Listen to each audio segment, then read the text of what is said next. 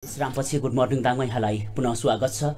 यतिन्जेलसम्म हामीले पत्रपत्रिकामा उल्लेखित समाचारहरूमा आफ्नो धारणा दृष्टिकोण राख्यौं, रिपोर्ट प्रस्तुत गर्यौं। अब भने हामी अतिथिसँग कुराकानीको प्रसङ्गलाई जोड्दैछौं। यो श्रृङ्खलामा चाहिँ हामीले विभिन्न क्षेत्रका व्यक्तिहरूलाई स्टुडियोमा निम्त्याउँछौं र समसामयिक विषयवस्तुमा छलफल बहस गर्ने गर्छौं। यसै क्रममा आज पनि हामीसँग एकजना व्यक्ति स्टुडियोमा उपस्थित भइसक्नु भएको छ। आजको कार्यक्रममा हामीले नेपालको बीमा क्षेत्रको बारेमा कुराकानी गर्दैछौं, त्यो पनि जीवन बीमा। बीमाका प्रकार धेरै छन्। आजको कार्यक्रममा हामीले जीवन बीमासँग सम्बन्धित रहेर कुराकानी गर्नेछौं। खास गरी नेपालमा जीवन बीमाको इतिहास, वर्तमान अवस्थाको बारेमा कुराकानी गर्नेछौं भने त्यो सँगसँगै मानव जीवनमा जीवन बीमाको महत्त्व, जीवन बीमाका प्रकारहरू र जीवन बीमाप्रतिका केही विकृति, बीमा पोलिसीमा हुने दुरुपयोग र केही भ्रमको बारेमा पनि आज हामीले छलफल गर्नेछौं, कुराकानी गर्नेछौं, बहस गर्नेछौं।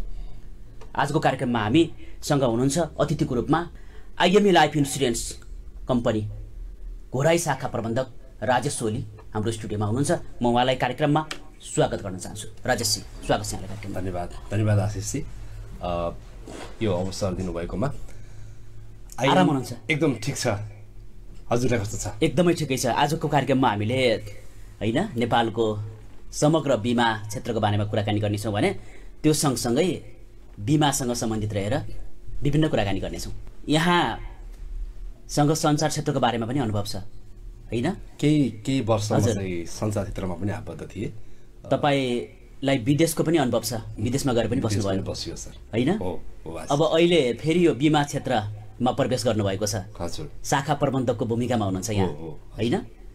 तपाईको यो रोजाइको क्षेत्र थियो बीमा कम्पनी, या तपाईलाई चाहिँ त्यो परिस्थितिले यहाँसम्म पुर्याएको? खासमा म पहिलेदेखि नै अब सामाजिक रूपमा अलिकति घुल्ने समाजमा अलिकति आफ्नो पहिचान बनाऊ भनेर लागि पर्ने व्यक्तिको रूपमा म आफूलाई परिभाषित गरेँ। र त्यही क्रममा गर्दा म मिडियामा रेडियो तुलसीपुरमा, तत्कालीन रेडियो तुलसीपुर रेडियो पाठशालामा काम गरिसके पश्चात मलाई चाहिँ विदेश जाने एउटा अवसर मिल्यो र त्यो अवसर आइसके पछाडि, अवसर पुरा गरेर स्वदेश फर्किसके पछाडि अब के गर्ने त भन्ने विषय मनमा खेलिरहँदाखेरि के काम गर्दाखेरि चाहिँ विभिन्न व्यक्तिहरू, विभिन्न तहका व्यक्तिहरूसँग भेटघाट र एउटा निश्चित दायरामा नभएर खुल्ला भएर काम गर्न सकिन्छ भन्दाखेरि त्यसको लागि इन्सुरेन्स क्षेत्र एकदम बेस्ट लाग्यो मलाई। र त्यो बेस्ट लागिरहँदाखेरि ठ्याक्कै घोराइमा चाहिँ भ्याकेन्सी खोलिएको रहेछ र त्यो भ्याकेन्सीको लागि प्रिपरेसन गर्दै गर्दाखेरि चाहिँ इन्टरभ्यूको लागि पनि म सिलेक्ट भएँ र इन्टरभ्यूमा सिलेक्ट भइसके पछाडि as a branch manager Ghorahi शाखालाई लिड गरिरहेको छु। पक्कै पनि कतिपय अवस्थामा यस्तो हुन्छ नि राजेशजी हैन, मान्छेको रुचि एकातिर हुन्छ हैन, काम अर्कै गर्नु परेको हुन्छ। कतिपय व्यक्तिहरू चाहिँ रुचि अनुसारकै काम गरिराखेका हुन्छन्। त्यो भएर मात्रै मैले बुझ्न खोजेको। खासमा यो प्लानिङ वाइज त मेरो पक्कै होइन। प्लानिङ वाइज मैले यही नै गर्छु भनेर चाहिँ म विदेशबाट आएको थिएन। त्यहाँ विदेशमा दुःख मेहनत गर्दाखेरि अब होइन, आफ्नै देशमा चाहिँ केही गर्नुपर्छ है। यो अरूको देशमा यो रगत पसिना, तातो रगत पसिना हामीले बगाउँदै गर्दा नेपाल गइसके पछाडि 30-40 कटिसके पछाडि हामीसँग न केही क्षमता हुन्छन्, हामीसँग न तातो रगत हुन्छ। त्यो अवस्थालाई चाहिँ मध्यनजर गरेर मसँगका साथीहरू अझै त्यही विदेशमै हुनुहुन्छ र म चाहिँ नेपालमै केही गर्नुपर्छ भनेर आइराख्दाखेरि फेरि यहाँको विद्युतीले मलाई झकझक्यायो र म अरूकै शहरमा पर्नुपर्ने बाध्यता भयो। नत्र भने म आफै एउटा केही व्यवसाय, केही उत्पादनशील कार्य गर्ने भनेर सोचेर नेपाल आएको थिएँ र त्यो आफैले पनि गर्न नसकिसके पछाडि अब चाहिँ मेरो लागि बीमा क्षेत्र उपयुक्त हुन्छ भनेर म बीमा क्षेत्रमा होमिएको। पक्कै पनि आगामी यात्रा यहाँको एकदमै सफल रहोस्, यो शुभकामना पनि छ हैन? अब सुरुवात गरौँ, प्रसङ्गतिर लागौँ। हुन्छ। सबैभन्दा पहिले बताइदिनुहोस् न, सबैले बुझ्ने गरी जीवन बीमा भनेको के हो? अब जीवन, सुरुमा मैले बीमालाई अलिकति अगाडि ल्याएँ। बीमा भनेको एउटा दुई व्यक्ति बिचको सम्झौता हो। एउटा बीमा गराउने कम्पनी हुन्छ, एउटा बीमा गर्ने व्यक्ति। यो दुईवटाको केही समयका लागि गरिएको सम्झौतालाई हामी बीमा भन्छौँ। अथवा कुनै व्यक्तिले आफ्नो जीवन, धन सम्पत्तिमा पर्ने आर्थिक जोखिम बीमा कम्पनीलाई हस्तान्तरण गर्ने प्रक्रियालाई हामी बीमा भन्छौँ हैन? अब जीवन बीमा भनेको चाहिँ खासमा कुनै व्यक्तिको खास उमेरका आधारमा उसले कुनै किस्ताबन्दी रूपमा कुनै खास रकम बुझाएमा उसले वा उसको मृत्यु पश्चात उसको हकवालाले कुनै खास रकम प्राप्त गर्छ भने त्यस्तो व्यवसायलाई चाहिँ हामी जीवन बीमा भन्छौँ। पक्कै पनि बीमाका प्रकारहरू त धेरै छन् हैन? हो।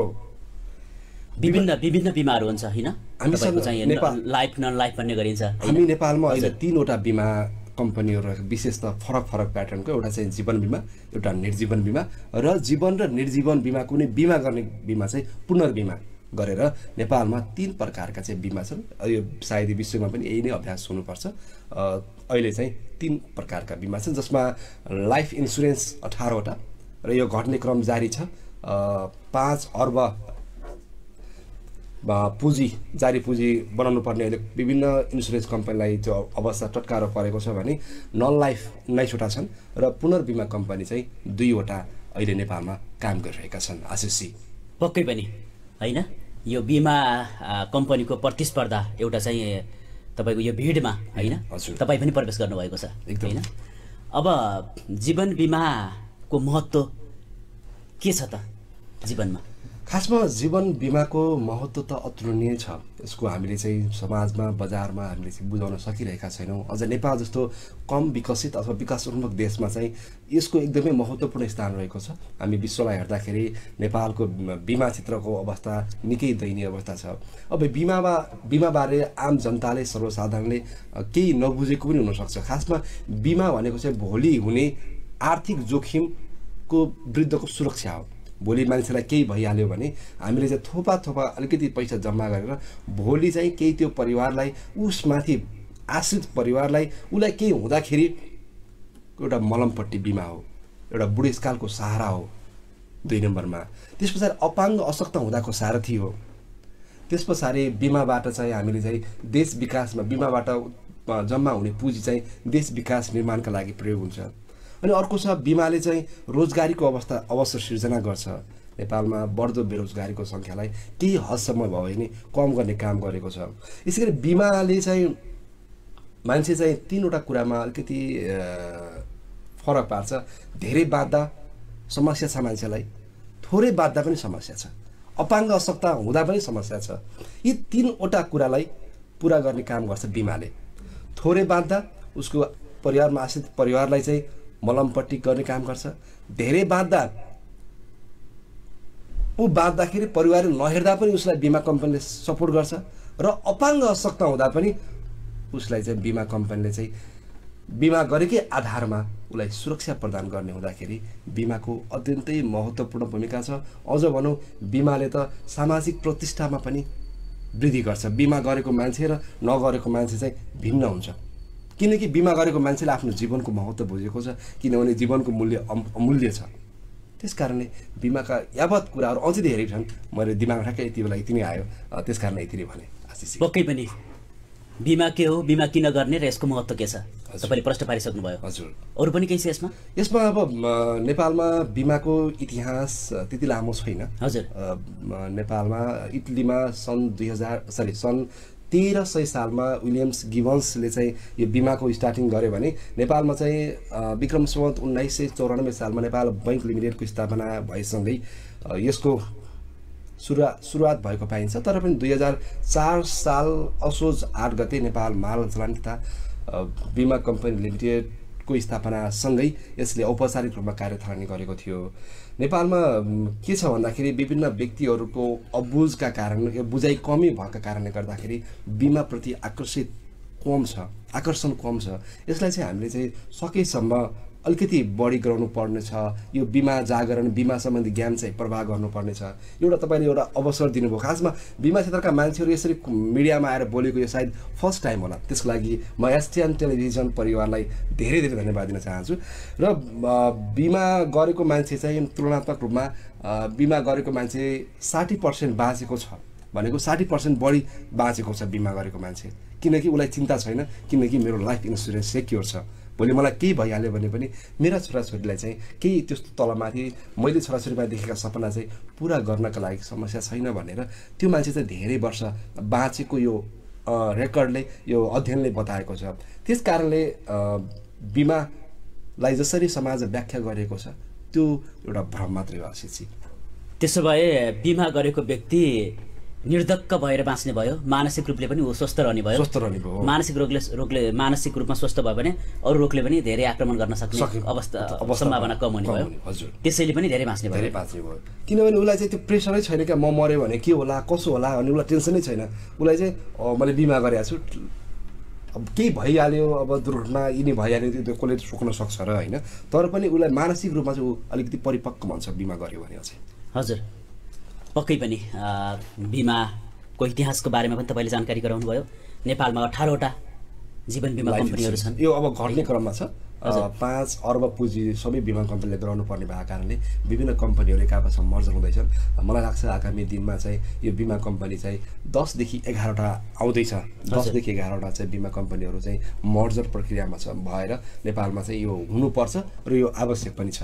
किनभने बिमा कम्पनीहरू बजारमा छ्यापछ्याप्ती हुँदाखेरि अस्वस्थ प्रतिस्पर्धा भयो। घर घरमा अभिकर्ता जन्मिँदाखेरि राम्रो अभिकर्ता को नराम्रो अभिकर्ता को भनेर मान्छेलाई छुट्याउनै गाह्रो भयो। राम्रो अभिकर्ताले राम्रो कुराहरू सेयर गर्दाखेरि अर्को अभिकर्ताले कमिसनको लागि गर्यो भनेर चाहिँ एउटा चाहिँ भ्रम पैदा गर्दाखेरि बिमा गर्ने मान्छे पनि बिमा गर्न एउटा ब्याक भइरहेको छ। त्यस कारणले बिमा अभिकर्ताले चाहिँ शुद्धिकरण गर्नका लागि चाहिँ सहयोग पुर्याउँछ भन्ने चाहिँ मैले ठानेको छु र यो एकदमै आवश्यक पनि छ। त्यसो भए बिमा कम्पनीहरू मर्ज हुनुलाई पनि बिमाका सञ्चालकहरूले सकारात्मक रूपमा लिइराख्नु भएको छ। एकदमै सकारात्मक रूपमा लिइरहनु भएको छ। सूर्य र ज्योति लाइफ इन्सुरेन्स चाहिँ अहिले मर्जर भइसकेको छ र कार्यतालिम गरिसकेको छ।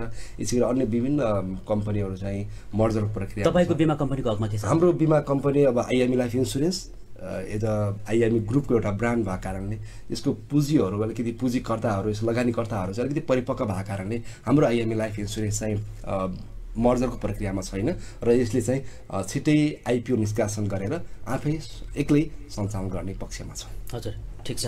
अब बिमाका धेरै पोलिसीहरू हुन्छन् नि, हो होइन? हजुर, जस्तो बिमा त तपाईँले भन्नु पनि 18वटा बिमा कम्पनी छन् भन्नु नेपालमा अहिले सञ्चालनमा। हो, ती 18वटा बिमा कम्पनी मध्ये होइन व्यावसायिक हिसाबले यहाँले आफ्नो बिमा कम्पनीको बारेमा पनि कुरा गर्नु होला, तर आज प्रष्ट रूपमा बताइदिनुहोस् न।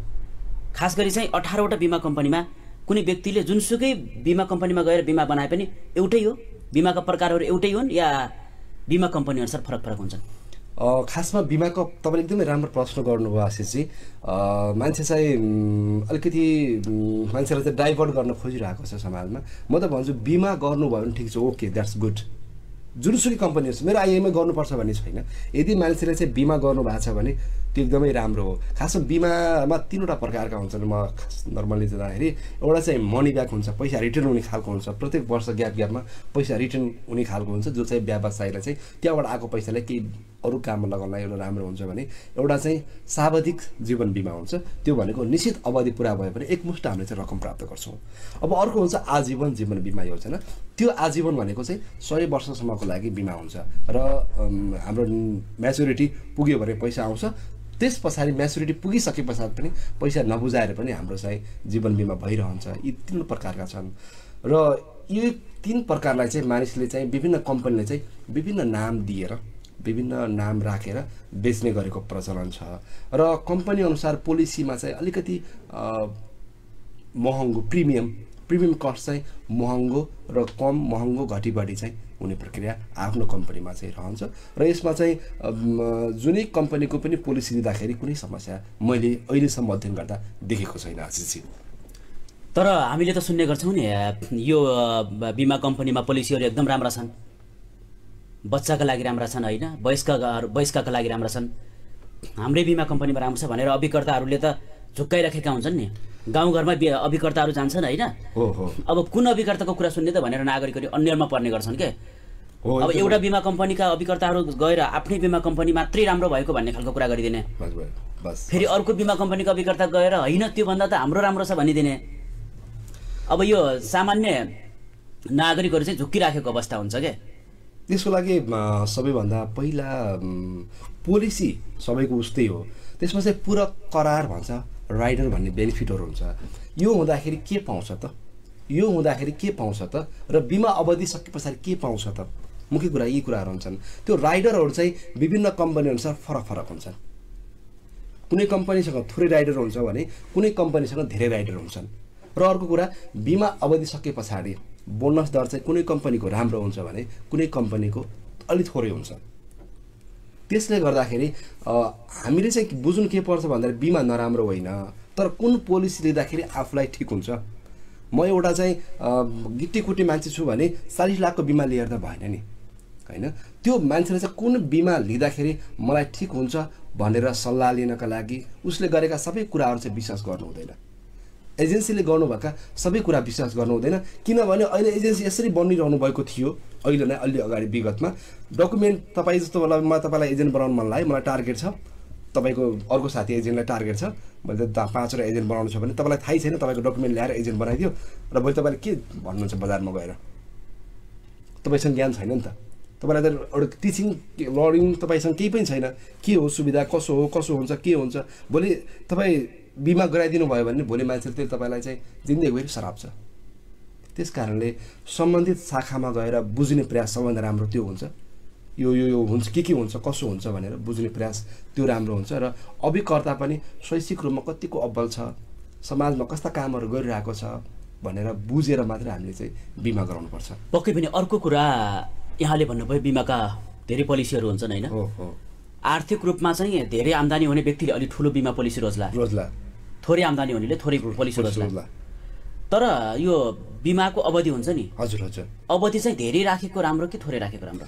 तपाईँले एकदमै राम्रो प्रश्न गर्नुभयो। मान्छेले चाहिँ के भन्छ भन्दाखेरि ल म बिमा गर्छु, मलाई 5 वर्षको बिमा अवधि राखिदिनु भन्छ। त्यो 5 वर्ष भनेको जस्ट अहिलेको म जस्ट उमेरले चाहिँ एज अ 28 भए, अब 5 वर्ष भनेको मेरो 33मा मेरो सकिन्छ। मलाई त्यो वर्ष केही हुँदैन क्या सकेसम्म, किनकि मसँग तातो रगत छ, हरेक कुरा छ। बिमा भनेको जति सक्दो लामो अवधिको लागि गर्नु राम्रो। कति वर्षदेखि कति वर्षसम्मको गर्न मिल्छ? यो कम्पनीको नियमअनुसार फरक हुन्छ। हाम्रो बिमा कम्पनीमा म्याक्सिमम 54 वर्षसम्म बिमा गर्न मिल्छ। 54 वर्ष उमेरसम्मको व्यक्तिले बिमा गर्न मिल्छ? नै 54 वर्ष अवधिको लागि 54 वर्ष अवधि पनि मिल्छ बिमा गर्न मिल्छ। 5 वर्षदेखि 5 वर्षदेखि 54 वर्षसम्म 54 वर्षसम्मको अवधि राखेर 16 वर्षको मान्छेले चाहिँ 54 वर्षको बिमा गर्न मिल्छ। त्यो 77 वर्ष हुँदाखेरि चाहिँ उसलाई चाहिँ रिटर्न हुन्छ। तर त्यति पनि धेरै नजाउँ, मैले आउने विभिन्न बिमा गर्न आउने हाम्रो कम्पनी, अधिकांश बिमा कम्पनीहरूको त 20 वर्ष मात्रै हुन्छ नि, तर तपाईँको कम्पनीमा धेरै हाम्रो धेरै छ, किनकि त्यो अवसर दिनुपर्छ। यदि खोज्यो भने सुविधा त दिनु पर्यो नि त। हजुर, मैले चाहिँ के भनिरहेको छु भने खासमा नर्मल्ली 15 देखि 20 वर्ष गराउनुहोस्। हजुर, मान्छेले भन्छ मलाई डबल दिन्छ, डबल आउँछ अरे, त्यही भएर बिमा गराउन आएको, 10 वर्षको बिमा गराउँछु भन्छ। अहिले त मैले 1 वर्षलाई त हुन्छ हो भने बिमा गराइदिउँला, तर भोलि उसलाई पैसा नआएस के हुन्छ? त्यो आउँदैन पनि। अहिले कतिपय कम्पनीले 15 वर्ष बिमा अवधि राखिदिएर डबल आउँछ तेरो भनेर बिमा गरिदिइरहेछन्। त्यो प्रसङ्गमा त म आउँदै थिएँ, किनभनेपछि तपाईँको यस्ता खालका केही भरमहरू पनि छन् नि बिमाप्रति। एकदम अभिकर्ताहरूले चाहिँ विभिन्न प्रलोभनहरू देखाएर, किनभने बिमाका नीति नियमहरू एकातिर छन्, कम्पनीका चाहिँ तपाईँका नीति नियमहरू एकातिर छ, तर उनीहरूले चाहिँ कसरी आकर्षण गर्न सकिन्छ त अभिकर्ताहरूले, होइन सामान्य नागरिकले कसरी आकर्षित गर्न सकिन्छ त भनेर चाहिँ विभिन्न प्रलोभनहरू देखाएको, आशाहरू देखाएको देखिन्छ। अब रकम डबल हुन्छ होइन, एउटा समस्या। हजुर, त्यो बुझेकै छैन। त्यसपछि चाहिँ कति छ, कसरी डबल हुन्छ त्यो पनि थाहा छैन होइन। के साँच्चैकै बिमा बनाएपछि कसैले 5 लाखको बिमा बनाउँछ भने 10 लाख हुन्छ, डबल हुन्छ त? डबल हुन्छ।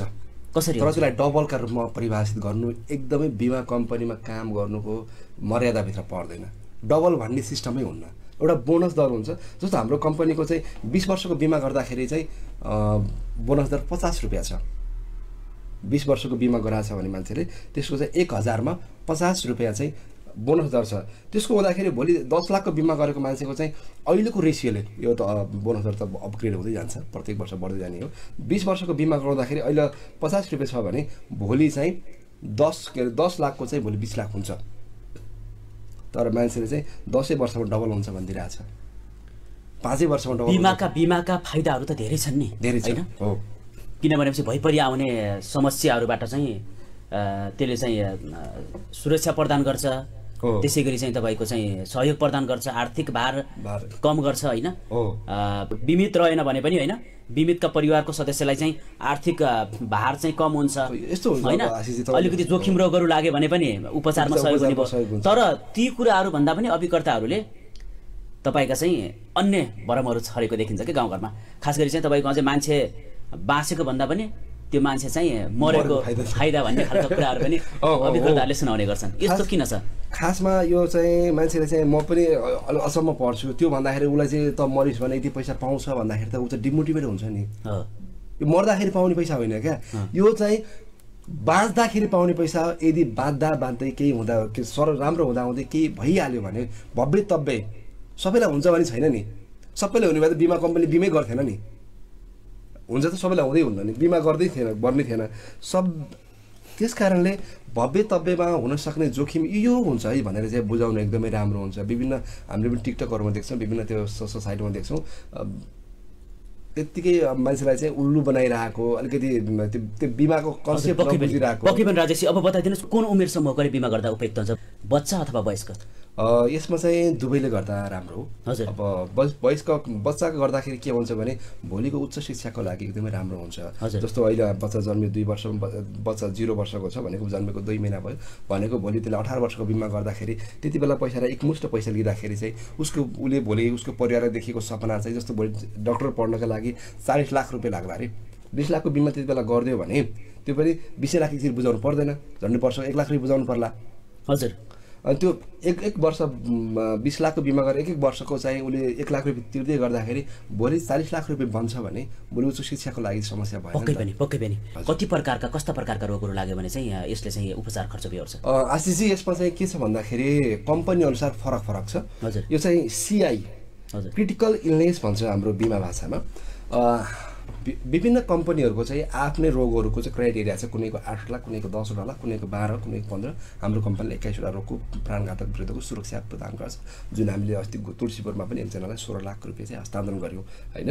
यो चाहिँ के हुन्छ भन्दाखेरि विभिन्न प्राणघातक रोगहरू, क्यान्सरका पनि विभिन्न प्रकारहरू हुन्छ, त्यसरी ट्युमरहरू लगायतका विभिन्न 21 रोगहरू छ। सबै रोग याद आएन मलाई होइन। ती रोगहरूको बारेमा चाहिँ ती रोग लागिसके पछाडि बिमा गरेको 30-90 दिन पछाडि यदि ती रोगहरू फेला पर्यो देखियो भने चाहिँ उसले चाहिँ जति लाखको बिमा गरेको हो त्यति लाखको सुरक्षा चाहिँ तत्कालै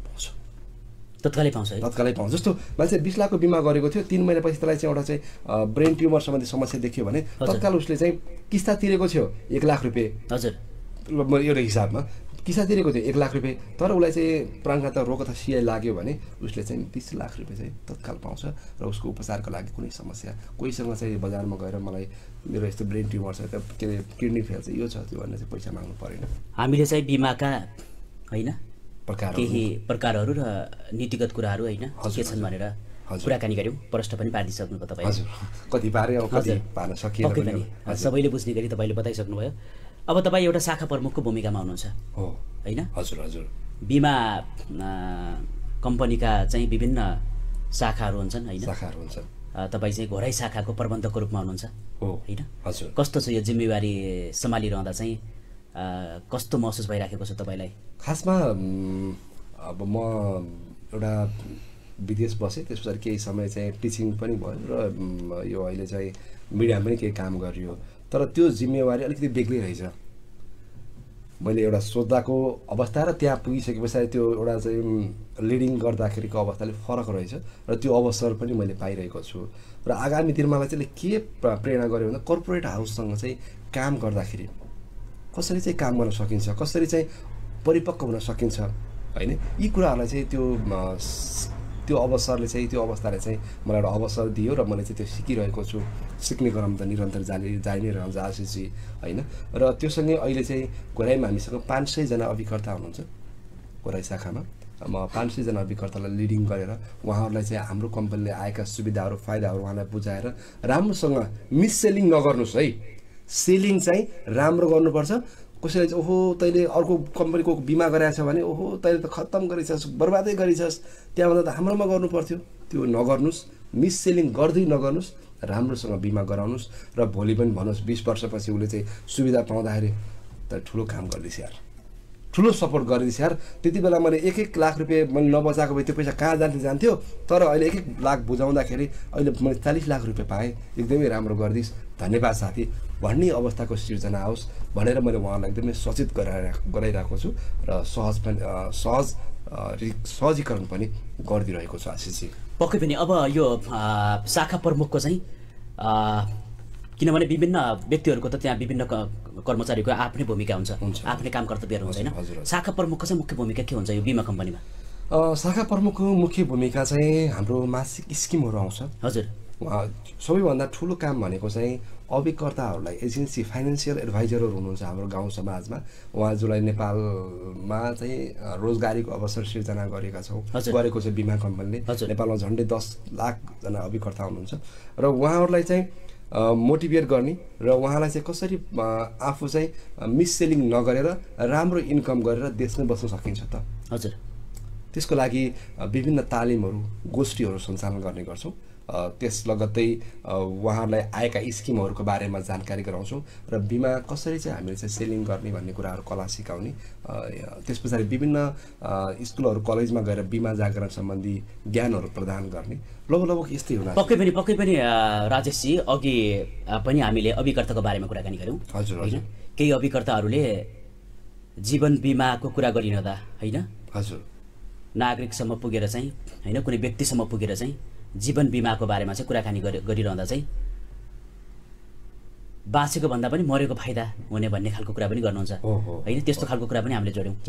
तपाईँको अभिकर्तामा चाहिँ के छ, कसरी शिक्षा दिनुभएको छ, अभिकर्ताहरूले चाहिँ कसरी गरिराख्नु भएको छ? होइन, अभिकर्तालाई चाहिँ खासमा मैले चाहिँ के भन्छु भन्दाखेरि हामीले चाहिँ यो मृत्युलाई चाहिँ पैसासँग तुलना नगरौँ क्या, सम्भवै छैन। तर हामीले चाहिँ एटलिस्ट भोलि बाँच्दाखेरि के पाउँछ त भन्ने कुरालाई जोड्नुपर्छ। सबैभन्दा सुरुमा हामीले चाहिँ बचत र सुरक्षा दुईवटा हुन्छ बिमामा। हजुर। बाँच्दाखेरि चाहिँ के पाउँछ त त्यो कुरालाई मैले सबैभन्दा सुरुमा जोड्छु र बिस्तारै लास्ट फेजमा चाहिँ मृत्यु हुँदा पनि यस्तो सुविधा छ। पक्कै पनि। त्यसो भए चाहिँ अरू अभिकर्ताभन्दा अलिकति फरक नै पाइन्छ। फरक एकदमै। अब हामी कार्यक्रमको अन्त्यतिर छौँ। हजुर। अब बताइदिनुहोस् न तपाईँको होइन जीवन बिमा कम्पनी आइएमई लाइफ इन्सुरेन्स कम्पनीका बिमा पोलिसीहरू अहिलेका के छन् बताइदिनुहोस्। खासमा अब हामी अन्तिममा छौँ। आइएमई लाइफ इन्सुरेन्स एउटा नेपालमा 2014 सालमा स्थापना भए पनि अहिले हामी 5औं स्थानमा छौँ। विभिन्न नेपालको 5औं स्थानमा छौँ। विभिन्न तह पार गर्नुपर्छ, त्यसमा हामी 5औं स्थानमा छौँ। र मलाई जहाँसम्म लाग्छ यदि यो टेलिभिजन हेरेर बस्नुभएका आम अभिकर्ताज्यूहरू तपाईँहरू आइएमई लाइफ इन्सुरेन्समा आएर बुझ्नुभयो भने नेपालमा सबैभन्दा बढी राइडर बेनिफिट आइएमई लाइफ इन्सुरेन्सले दिन्छ। त्यसको लागि बुझ्नु होला, बुझेर मात्रै बिमा गर्नु होला। बिमा गर्ने व्यक्तिले पनि आफूलाई बिमा गर्दाखेरि आफ्नो लाइफ सेक्योर कहाँ छ भनेर बुझेर बिमा गर्नु होला। त्यसको लागि आइएमई ब्रान्डसँग जोडिएको आइएमई लाइफ तपाईँ हामीसँगै छ र तपाईँसँग कोर्डिनेसन के गर्नुपर्ने छ त्यो हामी गर्ने नै छौँ। अरू बिमा कम्पनी र तपाईँको बिमा कम्पनीमा के फरक छ त? तपाईँकै आइएमई लाइफमै किन इन्सुरेन्स गर्ने? एकदमै राम्रो प्रश्न गर्नुभयो। म छोटकरी भन्छु, आइएमई लाइफमा बिमा गर्दाखेरि एउटा चाहिँ वेल नोन ब्रान्ड छ। यो कुनै भोलि ठगेर भागेर जाने ब्रान्ड होइन। किनकि हामीले नराम्रो गर्न बित्तिकै ग्लोबल आइएमईलाई असर पर्छ, हामीले नराम्रो गर्न बित्तिकै चन्द्रगिरी हिल्सलाई असर पर्छ। त्यस कारणले एकदमै प्रोफेसनल तरिकाले हामी काम गरिरहेका छौँ। दुईमा चाहिँ गिट्टी कुट्ने मान्छेले पनि बिमा गर्न सक्छ। 30,000 को मिनिमम 30,000 को पनि बिमा गर्न सक्छ हाम्रो कम्पनीमा। भनेको त्यसको चाहिँ प्रिमियम कस्ट एकदमै सस्तो हाम्रो कम्पनीमा छ। त्यस पछाडि राइडरको कुरा गरेँ, सबैभन्दा बढी राइडर चाहिँ हाम्रो कम्पनीले प्रदान गर्छ। त्यसै गरी यो एडिबी भन्छ सर, अब दुर्घटना मृत्यु लाभ, त्यो चाहिँ हाम्रो कम्पनीले सबैभन्दा बढी दिन्छ। त्यो भनेको 1 करोडसम्म दिन्छ। त्यो अरू कम्पनीमा छैन। यी यावत कुरा हुन् हाम्रो कम्पनीमा बिमा गर्नुपर्ने कुरा। बिमाको रकम भुक्तान गर्दा केही बिमितहरूलाई शास्ति भएको कुरा पनि सुनिन्छ, तपाईँको कम्पनीमा के छ? अब हाम्रो 4 वर्ष भयो हामीले चाहिँ मनी ब्याक चाहिँ गरिरहेका छौँ। मनी ब्याक भनेको प्रत्येक वर्षमा चाहिँ पैसा रिटर्न गर्नुपर्ने पोलिसीमा हामीले उहाँलाई एउटा पनि झन्झट दिएका छैनौँ। उहाँलाई चाहिँ सजिलै चाहिँ हामीले चाहिँ मनी ब्याक गरिरहेका छौँ र केहीको बिमा अवधि पनि पुरा भइसकेको छ, उहाँलाई पनि हामीले रिटर्न गरिरहेका छौँ। हाम्रो कम्पनीमा त्यस्तो समस्या अहिलेसम्म आएको छैन। यदि छ भने पनि जानकारी गराउनको लागि टेलिभिजनबाट। अब अन्त्यमा नेपालको बिमा क्षेत्रलाई मर्यादित र विश्वसनीय बनाउन के गर्नुपर्छ होला संक्षेपमा बताइदिनुहोस्। नेपालमा इन्सुरेन्सलाई चाहिँ मर्यादित र राम्रो गर्नको लागि सबैभन्दा वेल प्रोफेसनल फाइनेन्सियल एडभाइजर अर्थात् अभिकर्तालाई चाहिँ शिक्षित अभिकर्ता रूपमा गराउनुपर्छ, जुन चाहिँ नेपाल बिमा प्राधिकरण आइसकेपछि अहिले त्यो कामको सुरुवात भएको छ। अहिले तपाईँ चाहेर पनि आज म भोलि अभिकर्ता बन्छु, भोलि म बिजनेस ल्याएर काम गर्छु भन्ने अवस्था छैन। नम्बर 1, त्यसको लागि नेपाल बिमा प्राधिकरणले काम गरिरहेको छ र त्यो काम एकदमै प्रशंसायोग्य छ। अब चाहिँ एजेन्ट भनेको प्युरिफाई ट्रेनिङमा बसेर राम्रो ज्ञान भएको मान्छे मात्रै एजेन्ट बन्न पाउनुपर्छ। त्यो काम अगाडिबाट भइरहेको छ। यही सबैभन्दा ठुलो काम चाहिँ हामीले चाहिँ यही गऱ्यौँ भने चाहिँ नेतृत्वले चाहिँ के गर्नुपर्छ? नेतृत्वले सही तरिकाबाट चाहिँ बिमा लिने, जस्तो हामीसँग के छ भन्दाखेरि अहिले चाहिँ कोही मान्छेसँग अथाक पैसा होला भने चाहिँ बिमा गराइदिन्छ झ्याप्प उसको चाहिँ सोर्स के हो थाहा छैन इन्कम कहाँबाट आउँछ थाहा छैन अर्को साल त्यसले प्रिमियम कहाँबाट हाल्छ हैन यो कुरालाई बुझेर उसले चाहिँ कतिसम्मको एफोर्ड गर्न सक्छ कतिसम्मको चाहिँ प्रिमियम चाहिँ 20 वर्षसम्म 10 वर्षसम्म बिमा अवधि गरेको छ एफोर्ड गर्न सक्छ त्यो कुरालाई चाहिँ हामीले बुझाएर एउटा शिक्षित सभ्य र नैतिकवान अभिकर्ता निर्माण गर्यौं भने बिमा क्षेत्र पुरै सुधार हुन्छ र आम जनतालाई बिमा सम्बन्धी ज्ञान प्रवाह गर्न नेपाल सरकारले कुनै पनि त्यस्तो भूमिका खेलेको देखिदैन यसको लागि तपाई एसटिएन टेलिभिजनले जुन एउटा अवसर दियो यसले केही हदसम्म आम नागरिकलाई बिमा सम्बन्धीका बारेमा बुझ्ने अवसर मिलेको मैले महसुस गरेको छु यस्ता कार्यका लागि हामीले राष्ट्रलाई पनि गजगजाइरहेका छौं बिमाको लागि हामीले चाहिँ ट्याक्स राष्ट्रलाई बुझाइरहेका छौं तर राज्यले चाहिँ बिमा गर्नुपर्छ भनेर त्यस्तो ठुलो पहल कदमी चाहिँ अझैसम्म चालेको छैन यो पक्कै पनि राजेश हुन्छ यहाँको महत्त्वपूर्ण समय दिनुभयो हामीलाई हैन नेपालको बिमा क्षेत्रको बारेमा हजुर हजुर प्रश्न पारिदिनु भयो र बिमाप्रतिका केही भरम र केही वास्तविकताको बारेमा पनि प्रश्न पारिदिनु भयो यहाँको महत्त्वपूर्ण समय र महत्त्वपूर्ण जानकारीका लागि धेरै धेरै धन्यवाद छ धन्यवाद आशिषजी र सम्पूर्ण एसटिएन टेलिभिजन परिवार यो अवसरका लागि र आम जनता आम नागरिक जो टेलिभिजन हेरेर बस्नु भएको छ बिमा आवश्यकता छ सबैलाई तपाई मेरी कम्पनीबाट गर्नुपर्छ भन्ने छैन तपाईले जुन कम्पनी आफूलाई सहज लाग्छ जुन कम्पनी आफूलाई मनपर्छ त्यहाँबाट बिमा गर्नुस् र भोलि आइपर्ने जोखिमको हस्तान्तरण बिमा कम्पनीलाई दिनुस् र भोलि हामी रहँदा पनि नरहँदा पनि भोलिका बालबच्चाको लागि उनीहरूको उज्जवल भविष्यको लागि एउटा बाटो देखाइदिनुस् एउटा बाटो सिर्जना गरिदिनुस् यही भन्दछु धन्यवाद हस् धन्यवाद थ्यांक यू आदरणीय दर्शकबिन आजको कार्यक्रममा हामीले कुराकानी गर्यौं IME life insurance company Ghorahi शाखा प्रबन्धक राजेश सोलीज्यूसँग कुराकानी गर्यौं खास गरी नेपालको जीवन बिमासँग सम्बन्धित रहेर आज हामीले कुराकानी गर्यौं यो कुराकानीपछि अब हामी एकैछिन व्यापारिक विश्रामतिर जान्छौं विश्रामपछि थप सामग्रीको साथमा पुनः उपस्थित हुनेछौं